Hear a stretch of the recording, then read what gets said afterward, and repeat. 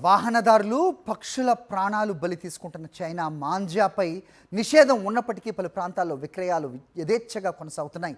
బహిరంగంగానే China మాంజాను విక్రయిస్తున్నారు. Social మీడియాలో రీల్స్తో ప్రచారం చేస్తూ కూడా వాటిని అమ్ముతున్నారు. మాంజాతో వివిధ వస్తువులు కోస్తూ ఎంత పదునైందో చూపిస్తున్నారు.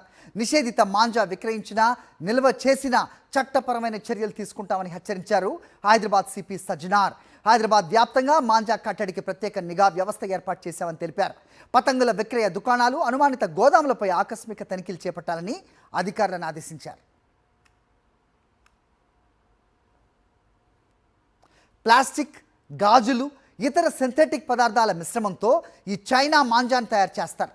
అందువల్ల పిల్లల వేళ్ళు, అలాగే బైక్స్పై వెళ్తున్న వాళ్లకు మెడలకు చుట్టుకున్నప్పుడు ప్రమాద తీవ్రత చాలా ఎక్కువగా ఉంటుంది.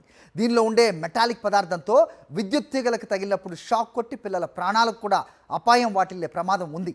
సంప్రదాయ నూలు దారాలను వినియోగించి పతంగులు ఎగరేసేలా తల్లిదండ్రులు పిల్లలను ప్రోత్సహించాలని పోలీసులు కోరుతున్నారు.